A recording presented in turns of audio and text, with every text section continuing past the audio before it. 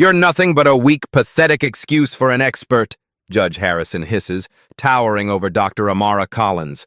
His gavel crashes down inches from her hand. The courtroom freezes. Bailiffs grab her arms while she struggles to maintain composure. Judge Harrison steps forward, his shoe deliberately crushing her case notes on the marble floor. His breath hot against her ear, he whispers, "Next time, send someone worthy of my courtroom." Dr. Collins straightens her spine, looks directly into his eyes, and whispers 3 words. The judge staggers backward. His face drains of color. His hand trembles against the bench. What 3 words could make a powerful judge look like he'd seen a ghost? Dr. Amara Collins arrives at the Baltimore County Courthouse 40 minutes early. Sunlight gleams off her Harvard Medical School pin, a small reminder of 20 years of excellence in neurology. She adjusts her tailored blazer and reviews her expert testimony notes one final time. The plaintiff's attorney, Sandra Weiss, greets her with a grateful handshake. "Dr. Collins, thank you for coming. Your expertise will be crucial in proving the hospital's negligence." Dr. Collins smiles. The MRI results speak for themselves. The patient deserved better care. They enter courtroom 4C, where the plaintiff sits nervously at the front table. Dr. Collins offers a reassuring nod before taking her designated seat. The defense team arrives in a cluster of expensive suits and confident smirks.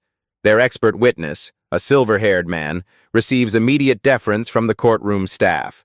At precisely 9 a.m., the bailiff's voice cuts through the murmurs. "All rise for the Honorable Judge Terrence Harrison." Judge Harrison strides in, his black robe flowing behind him like a shadow. At 63, his reputation precedes him, fair but uncompromising, respected but feared. He scans the courtroom with practiced authority until his gaze lands on Dr. Collins. Something shifts in his expression, subtle but unmistakable. During introductions, he studies her credentials with visible skepticism.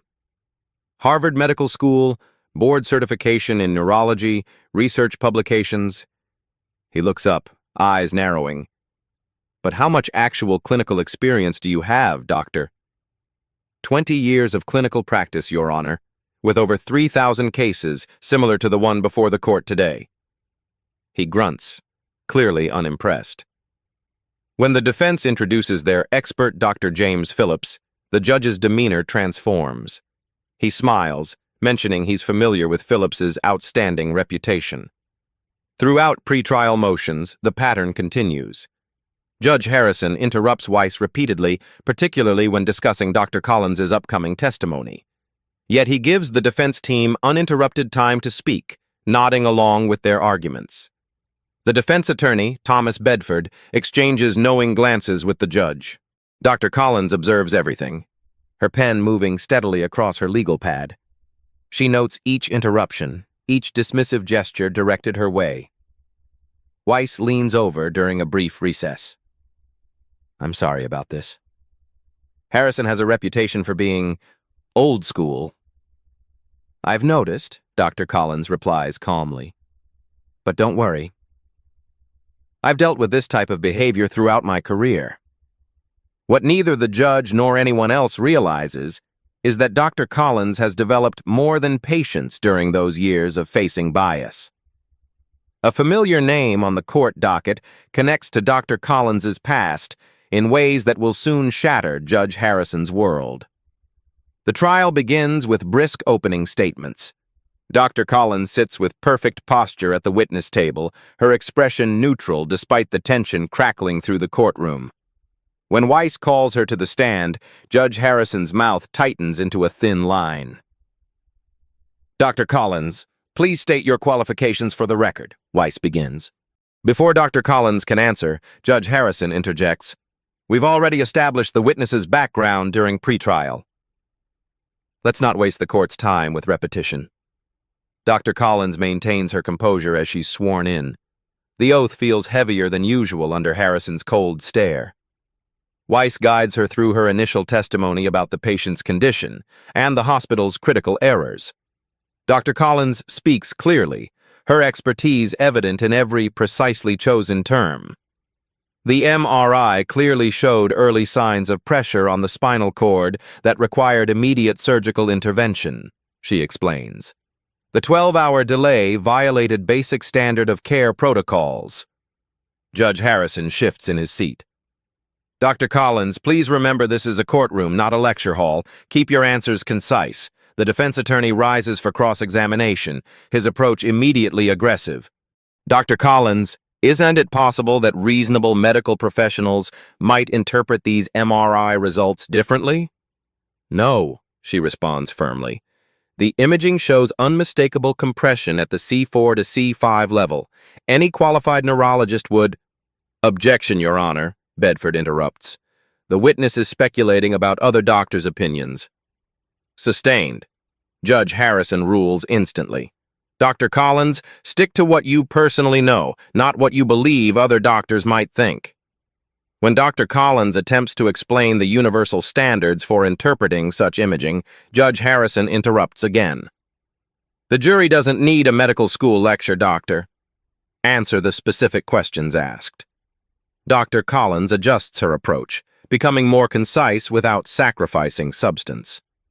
When she presents peer-reviewed research supporting her position, Judge Harrison sighs audibly. Is this academic paper directly relevant to this specific case, Doctor? He asks with thinly veiled contempt. Yes, Your Honor. This research established the current standard of care that— Move on, he cuts her off. The jury needs practical information, not theoretical research. As the questioning continues, Dr. Collins maintains her professionalism despite the judge's increasing hostility. During a particularly technical explanation, Judge Harrison checks his watch ostentatiously. Perhaps we should break for lunch before Dr. Collins continues with her extensive explanations. The courtroom responds with uncomfortable laughter. Weiss objects to the judge's tone, but is quickly shut down with threats of contempt. During the recess, Dr. Collins steps into the hallway for a breath of air. She overhears Judge Harrison speaking with Bedford around the corner. These academics think they know everything, Harrison says, especially the ones with something to prove. Dr. Collins retreats silently, retrieving her phone from her bag. She steps into an empty conference room, closes the door, and dials a number from memory. When the call connects, her voice shifts into something more authoritative. This is Collins. I need information on Judge Terrence Harrison's judicial record, particularly cases involving female expert witnesses. She listens briefly before adding, also check the ownership records of Bedford Holdings from 2018 to present. I believe our judge has connections he hasn't disclosed. The voice on the other end asks for authorization, and Dr. Collins responds with a code that sets machinery in motion. The afternoon session intensifies like storm clouds gathering. Dr. Collins returns to the stand, her demeanor still professional despite the morning's treatment. The plaintiff's attorney attempts to redirect, guiding her back to the critical findings that demonstrate the hospital's negligence. Dr. Collins, could you explain how the delay in treatment directly impacted the patient's prognosis? She nods, organizing her thoughts. The 12-hour delay allowed the spinal compression to worsen, resulting in permanent nerve damage that— Objection, Bedford interrupts. Speculative. Judge Harrison doesn't hesitate. Sustained. Weiss frowns. Your Honor, Dr. Collins is establishing causation based on medical evidence. She's offering conclusions beyond what the evidence supports, Judge Harrison counters. Continue, counselor, but with more restraint. Dr. Collins attempts to present the established medical timeline, but Bedford objects at every critical point. Judge Harrison sustains nearly every objection, effectively gutting her testimony. When she tries to reference the patient's deteriorating neurological exams, the judge cuts her off mid-sentence. Dr. Collins, are you trying to instruct this court on legal matters now? Stick to what you supposedly know. The word supposedly hangs in the air like a slap. Weiss objects immediately. Your Honor, that comment impugns the witness's credentials. Overruled. Counsel, control your witness. Dr. Collins takes a slow breath.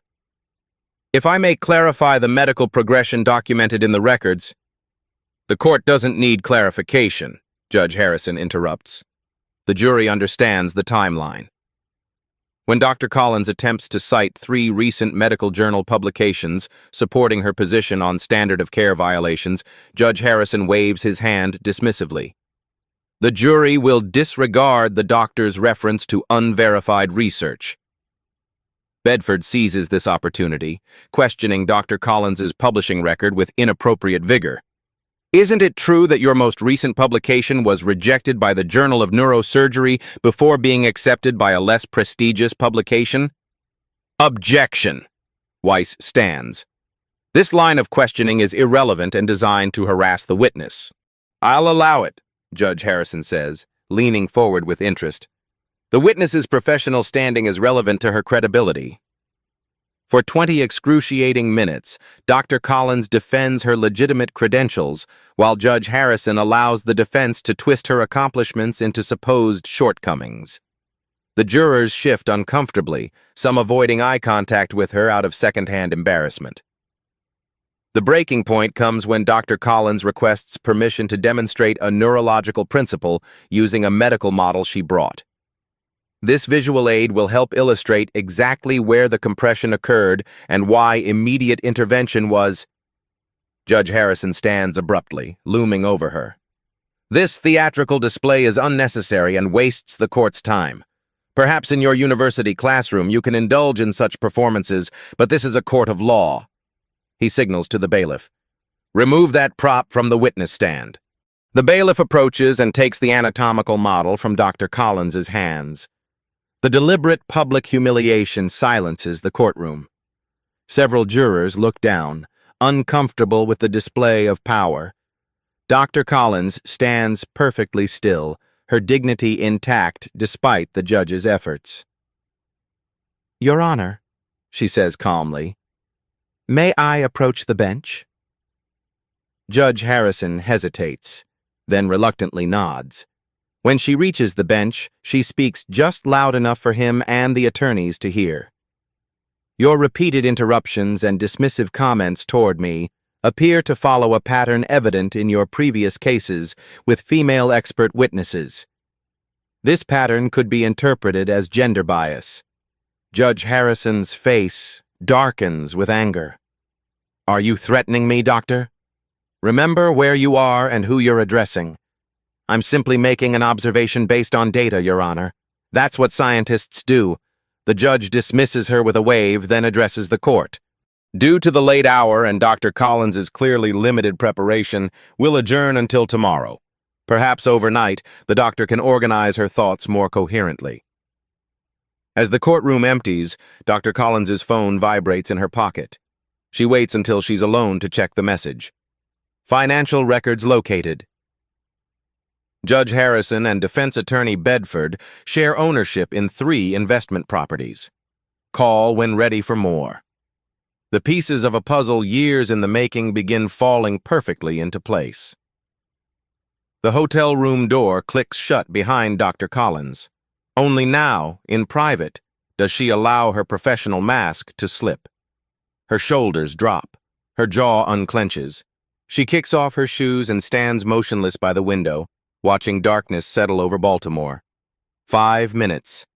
She gives herself exactly 5 minutes to feel the anger and humiliation. The clock on her phone counts down as she processes the day's events. Harrison's sneering comments, the bailiff taking her teaching model, the jurors' pitying glances. When the timer beeps, she straightens her spine and transforms back into purpose and determination. She opens her laptop and arranges the case files in precise order.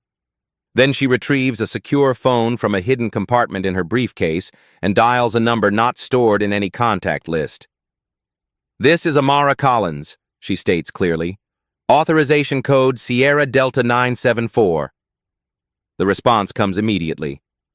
Authentication confirmed, Dr. Collins. We've been expecting your call. What did you find? Her voice shifts from the patient expert witness tone to something sharper, more commanding. The financial connections between Harrison and Bedford run deeper than expected, the voice reports. Beyond the 3 properties they co-own, we've identified a shell company that funnels consulting fees from the hospital's parent corporation to Harrison's wife's design firm. The transactions are structured to avoid detection in standard disclosure reviews. Dr. Collins takes notes in a precise shorthand. Timeline? The financial relationship began 8 years ago, shortly after Harrison was assigned to the medical malpractice division. Since then, Bedford has won 92% of his cases before Harrison significantly higher than his success rate with other judges. And the pattern I suspected? Confirmed. We analyzed transcripts from Harrison's last 50 medical malpractice trials. Female expert witnesses receive sustained objections at a rate 78% higher than their male counterparts. Their testimony is interrupted an average of 12 times per hour versus 3 times for men with identical credentials. His case reversal rate on appeal? 7 cases have been overturned in the past decade citing judicial misconduct with gender-biased undertones. All were quietly reassigned with minimal publicity. Dr. Collins nods, unsurprised but now armed with concrete data. Send everything to my secure server and initiate protocol transparency. Protocol transparency confirmed, the voice responds with new urgency. The Oversight Committee will be notified. Recording devices are being placed in the courtroom overnight. How would you like to proceed tomorrow? I'll continue as the expert witness they expect for now, she says, her tone calculating. Let them underestimate me a while longer. After ending the call, Dr. Collins reorganizes her presentation materials for tomorrow. She adds subtle references to case law regarding judicial misconduct that only someone with legal training would recognize. Breadcrumbs for those paying attention. She removes her Harvard pin and replaces it with a smaller, less noticeable one from the State Bar Association's Ethics Committee hidden in plain sight. From her suitcase, she retrieves a small leather portfolio. Inside lies an ID card for the Federal Judicial Conduct Review Board, where she serves as a special medical advisor. Next to it rests her appointment letter to the State Ethics Commission, signed by the governor 3 years ago. Dr. Collins runs her fingers over these credentials, proof of the path she's built beyond medicine. After facing bias throughout her early career, she hadn't just persevered as a neurologist. She'd strategically positioned herself at the intersection of medicine and judicial oversight, focusing specifically on bias in medical malpractice cases. She closes the portfolio and prepares for bed, reviewing tomorrow's strategy. The judge's behavior has already provided ample evidence, but she needs more to ensure a thorough investigation. Tomorrow, she'll give him enough rope to hang himself professionally. Her phone chimes with a new message as she drifts toward sleep.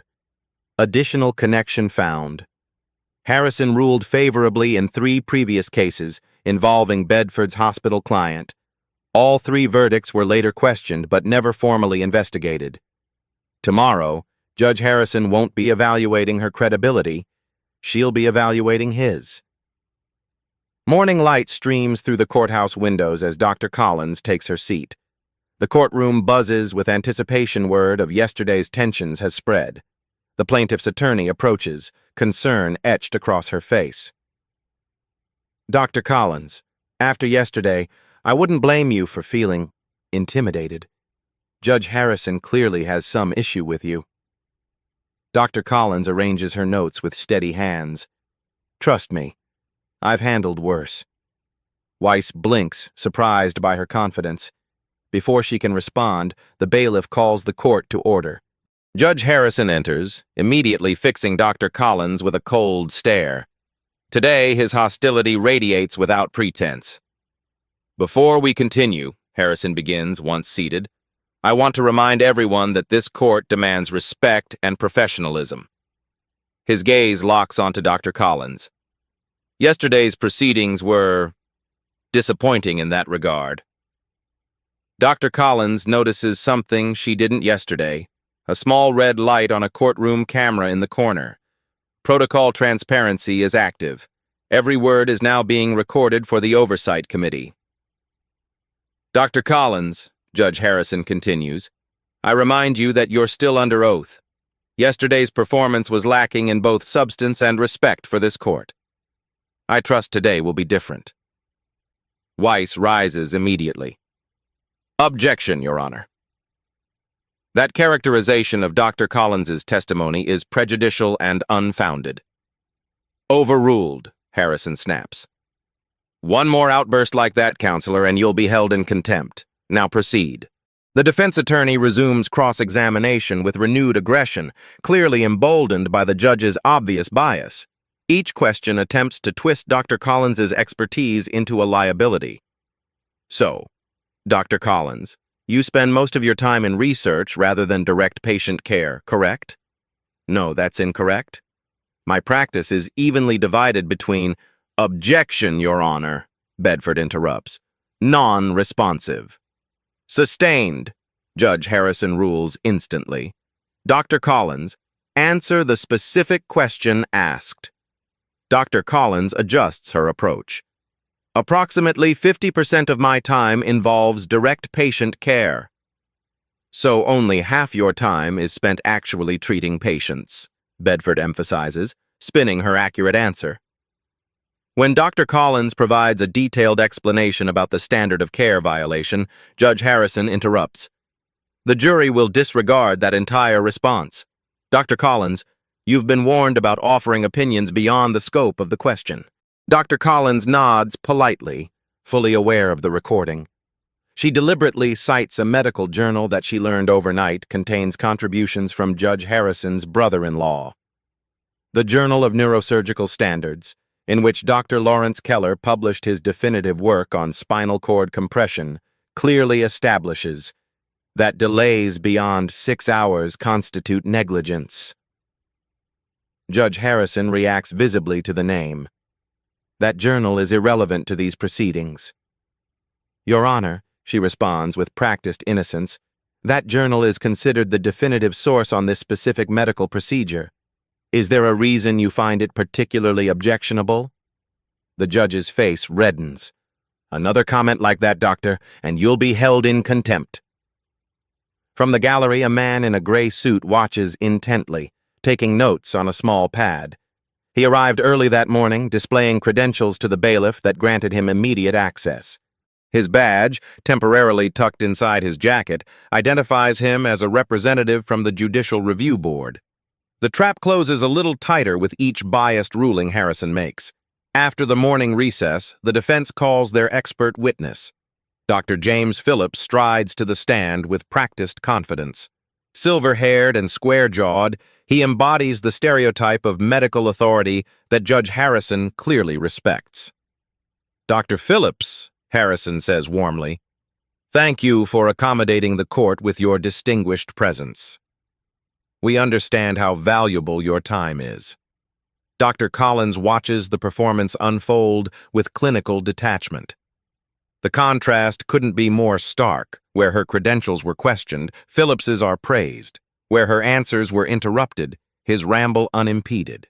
In my 30 years at Metropolitan Hospital, Phillips explains at length, I've never seen a case where a 12-hour delay in this specific procedure resulted in the kind of damage claimed here.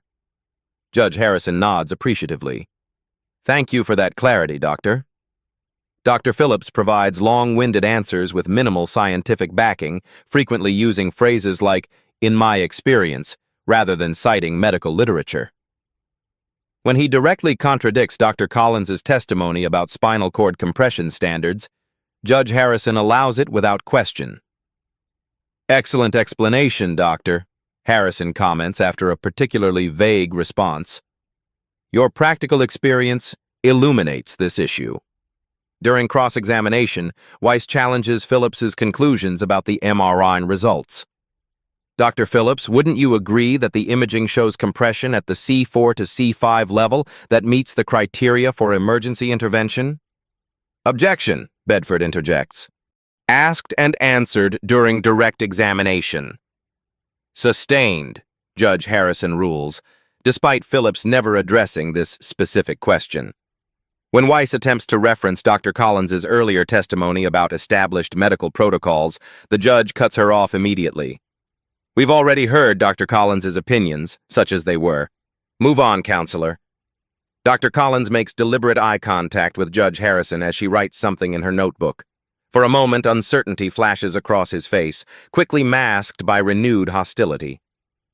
At the plaintiff's table, Dr. Collins passes a note to Weiss. The attorney reads it, eyes widening slightly before composing herself. The note contains specific language from Judicial Conduct Code Section 3.5. A judge shall perform judicial duties without bias or prejudice, along with the case citation, Jensen v. State Judicial Commission. The defense shows a series of medical images, with Phillips offering interpretations that consistently favor the hospital. During a tense exchange about subtle features in the MRI, Judge Harrison makes his most blatant display of bias yet. The court recognizes Dr. Phillips's superior interpretation of these images, given his extensive clinical experience compared to academic theorizing. Dr. Collins raises her hand slightly. Your Honor, may I clarify something for the record? If you must, Doctor, but briefly. I'd like the record to show that I've personally performed over 500 of these specific procedures, while Dr. Phillips, according to his own CV, has performed 37. I believe accuracy matters in testimony. The courtroom falls silent. Phillips shifts uncomfortably in his seat. Judge Harrison pounds his gavel. The court doesn't need your commentary on another witness's qualifications. In the gallery, the Judicial Review Board observer makes detailed notes. He's been joined by 2 more observers, strategically positioned in different areas of the courtroom. All 3 respond to the escalation alert triggered by protocol transparency. Their presence remains unnoticed by Harrison, who focuses his growing frustration entirely on Dr. Collins. The judge doesn't realize he's performing for an audience far more important than the jury. The afternoon brings the final phase of testimony. Dr. Collins returns to the stand for redirect examination.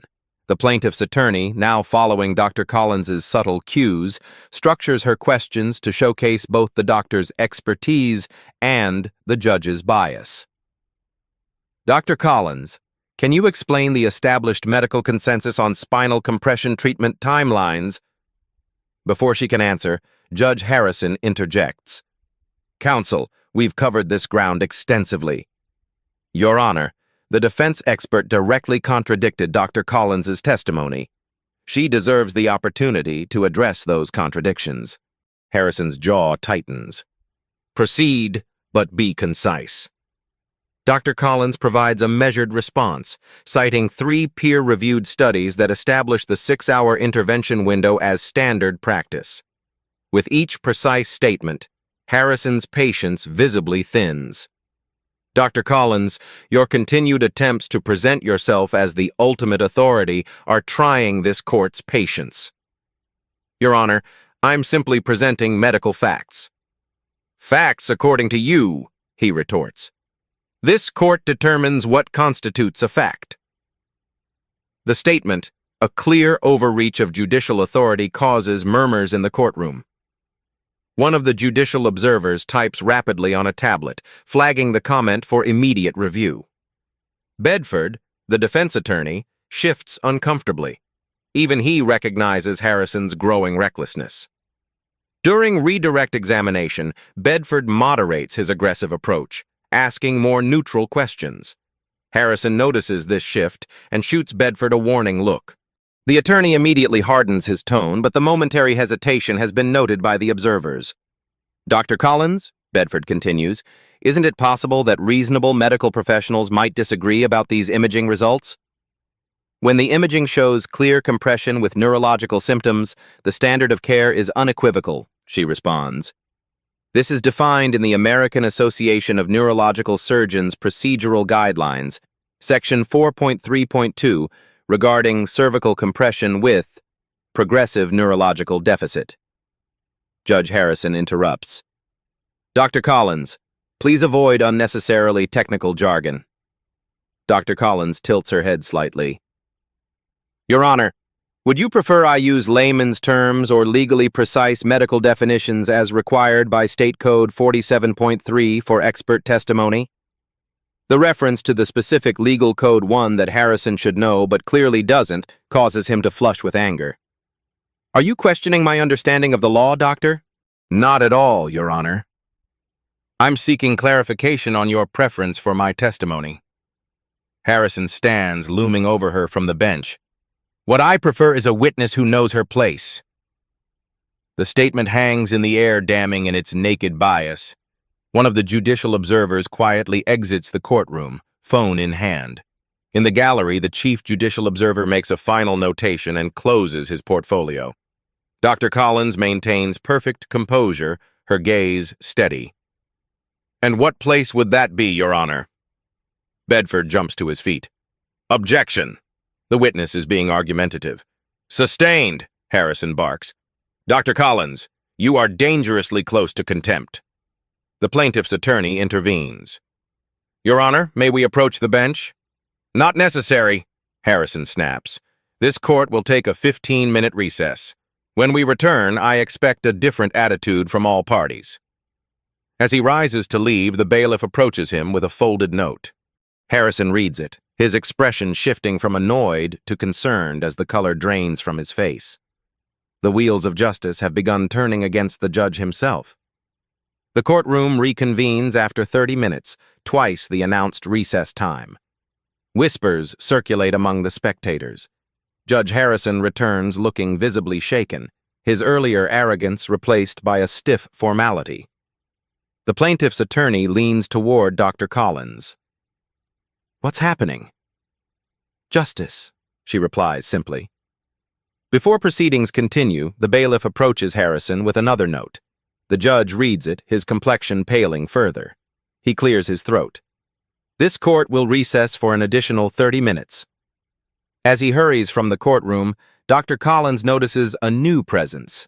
The district's chief judge has entered silently, taking a seat in the back row. His expression is grave as he observes the proceedings. Two more people in formal attire follow him, carrying official-looking portfolios stamped with the state seal. When Judge Harrison returns, he no longer walks with commanding authority, but moves like a man anticipating an impact. The chief judge joins him at the bench for a brief, intense conversation before taking an unprecedented seat in the gallery's front row. Harrison clears his throat. Before we continue, I feel I should clarify some of my earlier statements regarding Dr. Collins's testimony. This court has the utmost respect for all expert witnesses regardless of their background. The forced retraction comes too late. Dr. Collins rises from her seat. Your Honor, if I may address the court. Harrison hesitates, then nods, already sensing he's lost control of the situation. The chief judge watches intently, his presence an unmistakable sign that normal procedures have been suspended. Dr. Collins approaches the bench, but instead of stopping there, she turns to face the entire courtroom. From her briefcase, she removes a different set of credentials, not her medical license, but an official ID card with the state seal and federal judiciary emblem. My name is Dr. Amara Collins. While I am indeed a practicing neurologist and expert in medical malpractice cases, I also serve as the appointed special medical advisor to the Federal Judicial Conduct Review Board, focusing specifically on bias in medical testimony evaluation. A collective gasp ripples through the courtroom. Judge Harrison grips his gavel so tightly his knuckles turn white. Bedford, the defense attorney, starts gathering his papers as if preparing to flee. For the past 3 years, Dr. Collins continues with calm authority, I've been conducting an authorized review of judicial conduct in medical malpractice cases across this circuit. Judge Harrison's courtroom was scheduled for routine observation. She turns directly to Harrison. However, upon reviewing your case history before my appearance, I identified concerning patterns that warranted closer investigation. Your treatment of my testimony these past 2 days has, unfortunately, confirmed those patterns. The chief judge stands. As of this moment, these proceedings are temporarily suspended. Judge Terrence Harrison is recused from this case pending a full investigation into judicial misconduct. Harrison finds his voice, though it lacks its former power. This is outrageous. You deliberately misrepresented yourself. No, Your Honor, Dr. Collins interrupts calmly. My credentials as a medical expert are genuine and complete. I was not obligated to disclose my position with the review board during a formal investigation. In fact, doing so would have compromised the integrity of our findings. She addresses the stunned courtroom. When I whispered that authorization code yesterday, Sierra Delta 974, it activated protocol transparency, our highest level of judicial misconduct investigation. The observers who had been taking notes throughout the proceedings now reveal their credentials members of the Judicial Review Board, present to document Harrison's conduct firsthand. The defense attorney, Bedford, attempts to slip out of the courtroom, but is stopped by a federal marshal who has appeared at the door. Mr. Bedford, we'll need to speak with you as well regarding your undisclosed financial relationships with Judge Harrison. The plaintiff sits in shocked silence, witnessing justice unfold in an unexpected direction. Weiss, the plaintiff's attorney, struggles to maintain her professional composure despite her obvious satisfaction. Dr. Collins returns to her seat, opening her laptop to reveal dozens of similar cases flagged for investigation, many involving the same defense firm and hospital. The screen shows a detailed database tracking patterns of rulings across multiple judges, with Harrison's name highlighted in red. Every biased ruling, every dismissive comment had been another nail in Harrison's professional coffin. The news breaks like a summer storm, sudden, powerful, and transformative.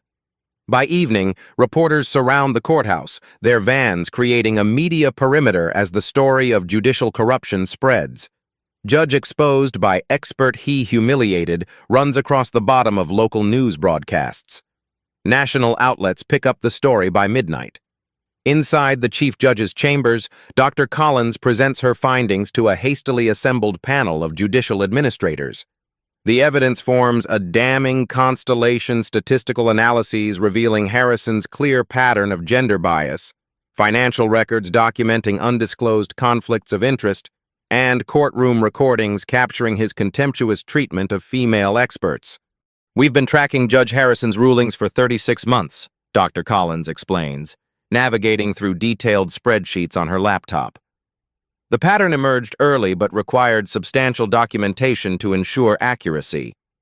She displays a color-coded chart showing ruling disparities. Over the past 3 years, Judge Harrison ruled against female expert testimony at a rate 84% higher than male experts with identical credentials. In medical malpractice cases specifically, when the expert was a woman, he issued favorable rulings to this particular hospital in 92% of cases. A judicial administrator leans forward. And you're certain these statistics control for other variables? Absolutely, Dr. Collins confirms. We matched cases by type, severity, evidence quality, and attorney experience levels. The gender bias remained the only statistically significant factor. The chief judge reviews the financial documents with growing concern. These property investments with defense attorney Bedford completely undisclosed, and these connections to the hospital board through his wife's family business. Yes, Dr. Collins confirms. A clear violation of judicial ethics requiring recusal. We've identified 27 cases in the past 5 years where these specific conflicts should have been disclosed. In another room down the hall, the hospital's general counsel sits across from the plaintiff's attorney. The atmosphere has transformed dramatically, where once the hospital had fought the malpractice claim aggressively, they now push settlement papers across the table with barely concealed desperation.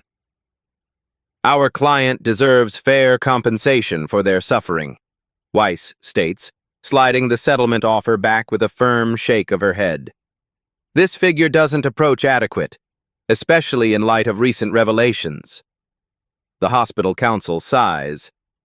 What number would resolve this matter quickly and confidentially? Confidentiality is no longer an option, Weiss replies. Any settlement must include public acknowledgement of the hospital's failures and implementation of new safety protocols. Meanwhile, Bedford law firm erupts into internal chaos. Thomas Bedford faces an emergency meeting of the firm's partners, who demand explanations for the financial entanglements with Judge Harrison. 3 junior partners resign immediately, emailing their clients about their departure before Bedford can even begin damage control. This wasn't just unethical, it was stupid, one departing partner tells reporters gathered outside. He compromised everything we built for a guaranteed advantage in court. Forensic accountants descend on Bedford's financial records, tracing connections between the law firm, the judge, and the hospital's leadership. What they discover extends beyond simple property investments to a complex network of shell companies and consulting arrangements designed to hide influence. Dr. Collins meets with the original plaintiff, a former construction worker now partially paralyzed due to the hospital's negligence. For 3 years, their case has been delayed and dismissed across different courts, their life deteriorating while justice remained elusive. Your case became the catalyst, Dr. Collins explains gently. But you weren't the only one. We've identified 27 similar cases where justice was denied, potentially due to this same pattern of bias and financial conflicts. The plaintiff's eyes fill with tears. I just wanted them to admit they made a mistake. I never thought it would uncover all this. A class action lawsuit begins forming as other patients with similar experiences come forward. Their stories follow a pattern cases before Judge Harrison, female expert witnesses whose testimony was dismissed, favorable rulings for the hospital, despite compelling evidence of negligence. The hospital's stock price drops 15% in a single trading day as investors react to the potential liability. Their board calls an emergency session, voting to replace their general counsel and initiate an internal investigation into their relationship with Bedford Law Firm and Judge Harrison. Within the judicial system itself, a comprehensive review launches. Other judges with connections to Harrison find their past rulings scrutinized. 2 recuse themselves from current medical malpractice cases, sensing the changing tide and hoping to avoid deeper investigation.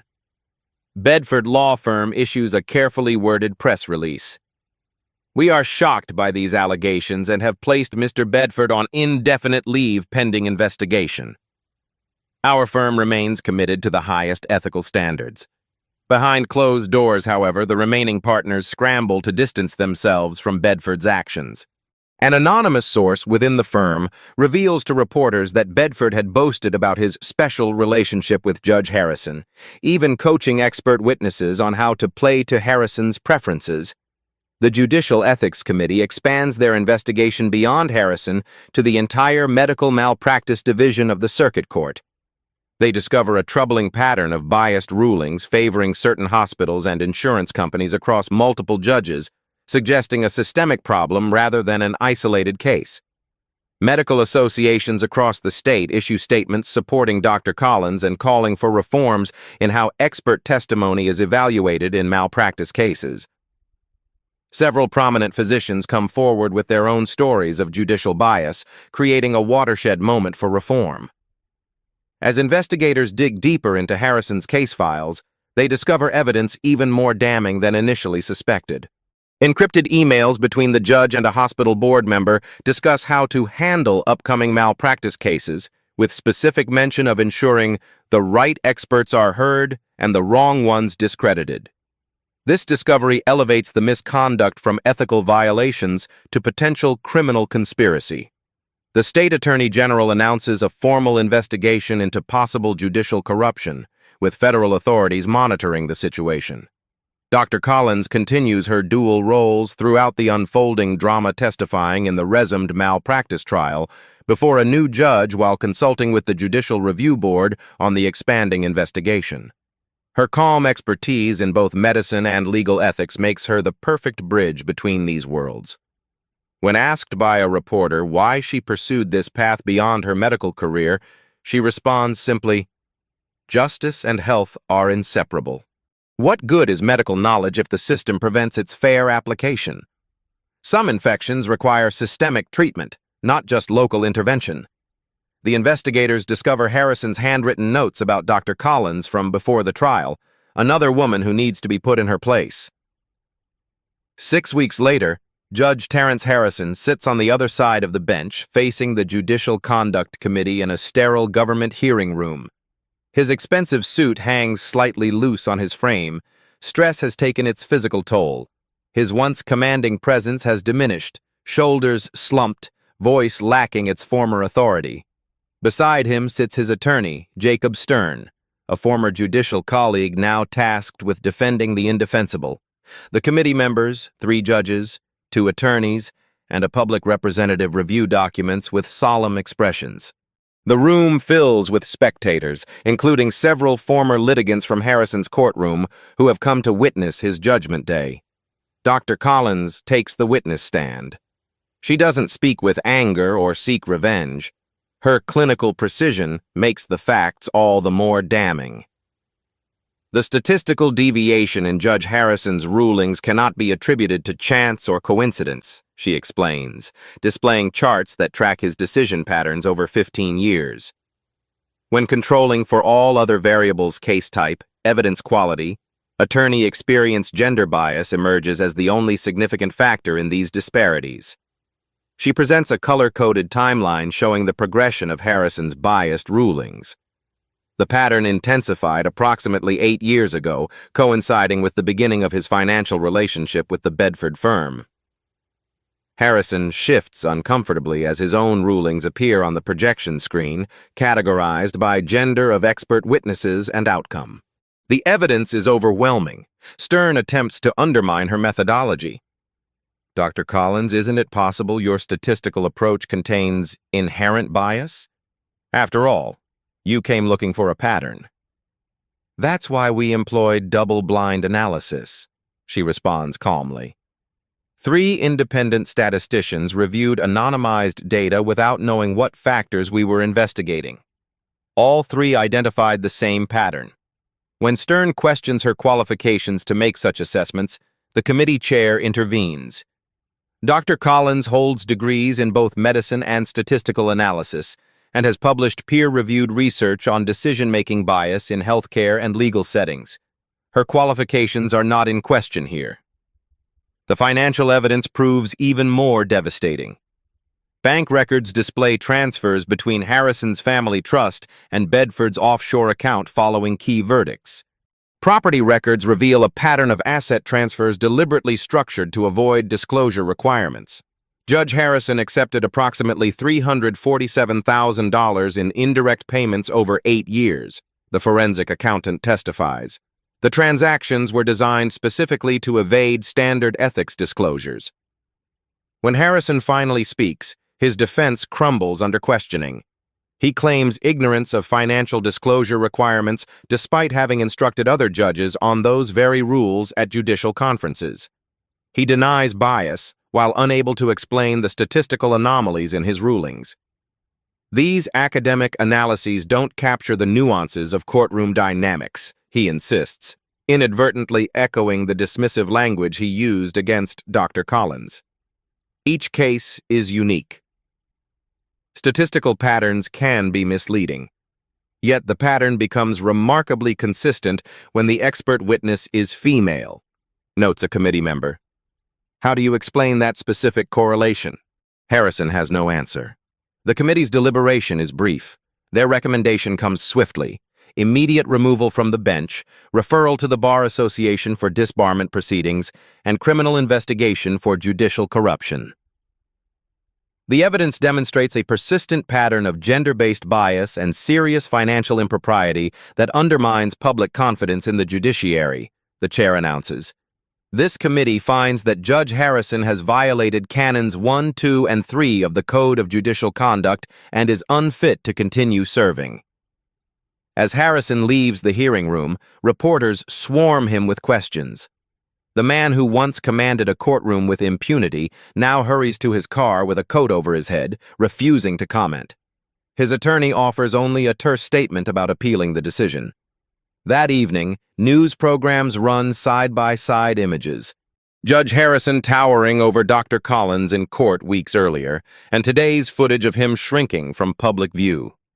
Legal commentators discuss the broader implications for judicial accountability. This case reveals how power can corrupt the very system designed to ensure justice, one analyst explains. The question now is how many other judges might be operating with similar bias. At home, Harrison watches his reputation disintegrate in real time. Former colleagues issue statements distancing themselves from him.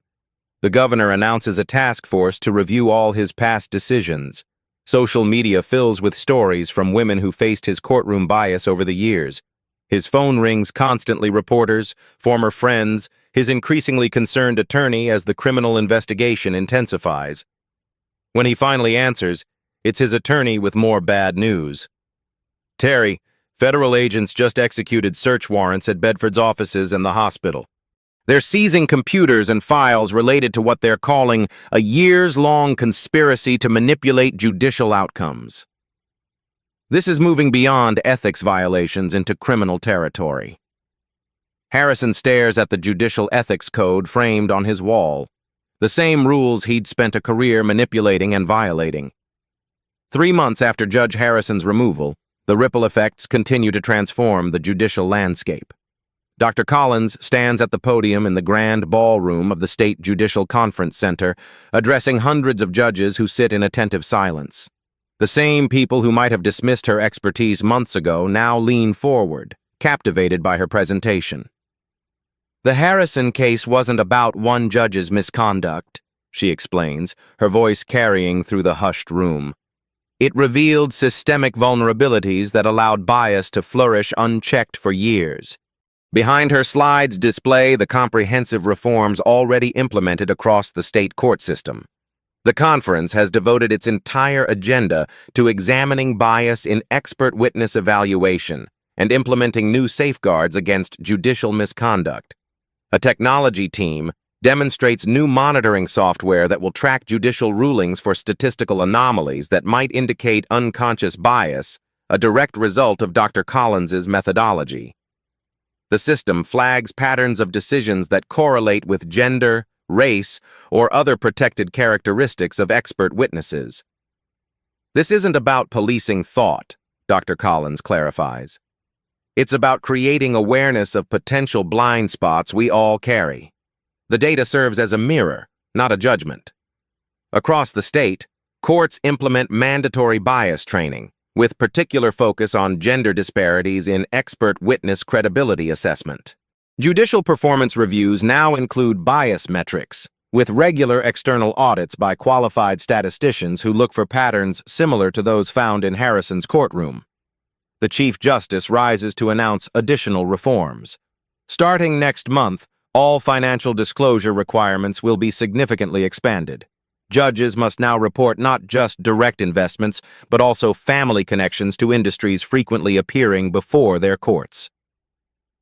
The State Bar Association simultaneously implements stricter disclosure requirements for attorneys, with severe penalties for concealing financial relationships.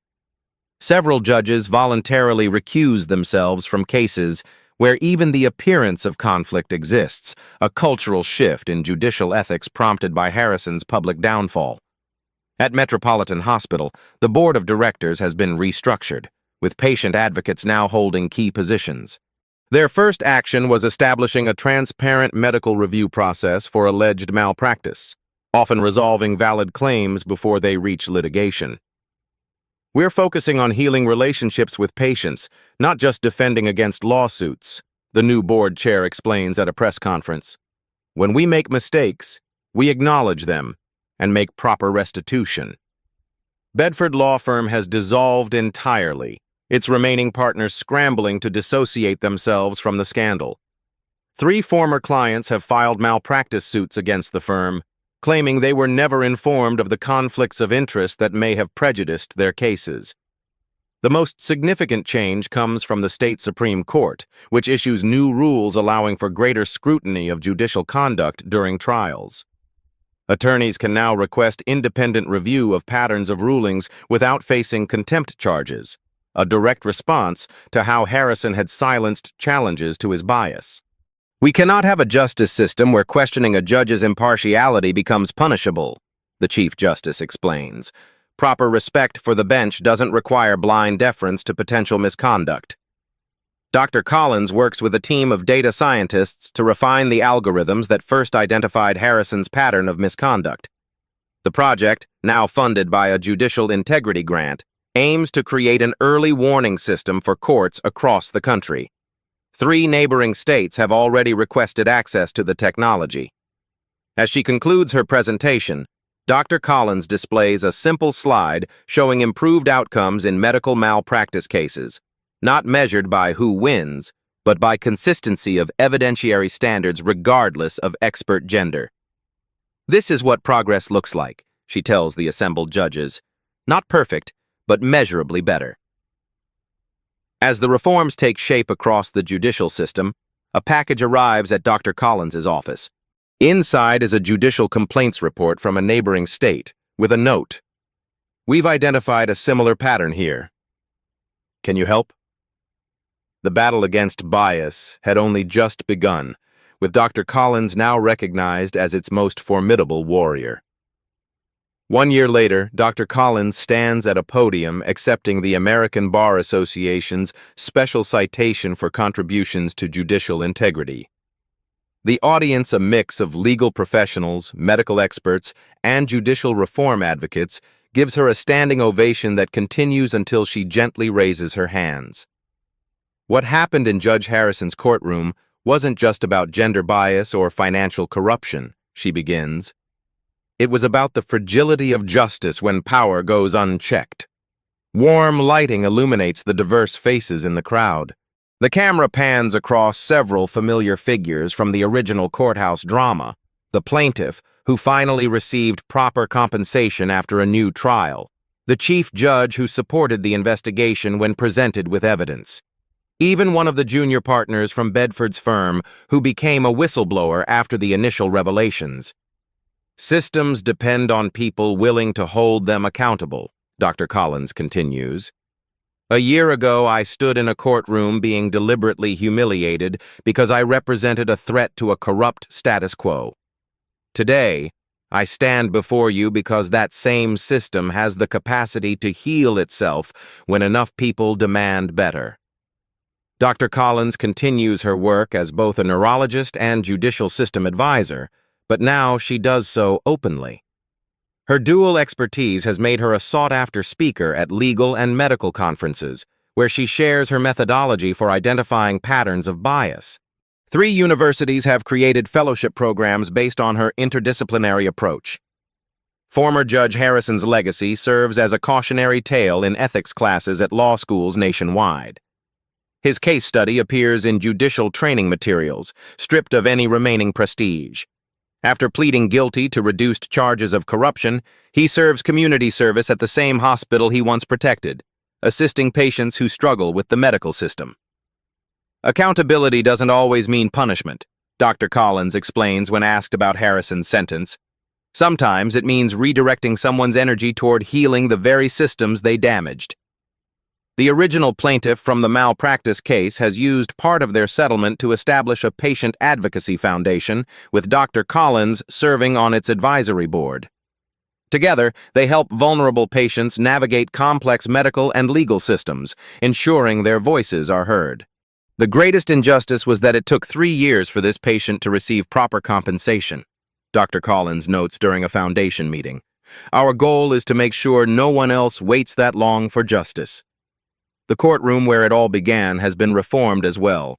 The new judge appointed to replace Harrison, a woman with both legal and medical credentials, has established a reputation for fair treatment of all expert witnesses, evaluating testimony on merit rather than gender or status.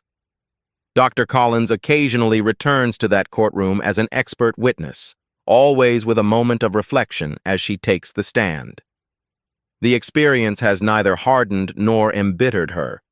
Instead, it has reinforced her belief in systems of accountability and the power of speaking truth, even when your voice shakes. Her office at the University Medical Center has expanded to include a small team dedicated to monitoring judicial bias in medical cases nationwide. On her desk sits a small plaque with words that have become her personal motto and the title of her upcoming book on judicial reform, Justice Sees Through Bias. The case that began with humiliation has transformed into a movement for accountability that continues to spread across the legal and medical professions. Dr. Collins doesn't consider herself an activist, just a professional, unwilling to accept that some voices deserve less respect than others. In medicine, we're taught to treat the underlying condition, not just the symptoms, she explains to a student who asks about her approach. Bias isn't just a personal failing, it's a systemic disease that requires systemic treatment. If you enjoyed this story of justice served, hit that like button right now. Your support helps Beat Stories bring more powerful tales of accountability to light. These aren't just stories, they're reminders that speaking truth to power changes lives. Subscribe to Beat Stories for a new compelling drama every week. Stories of ordinary people with extraordinary courage who expose corruption and transform broken systems.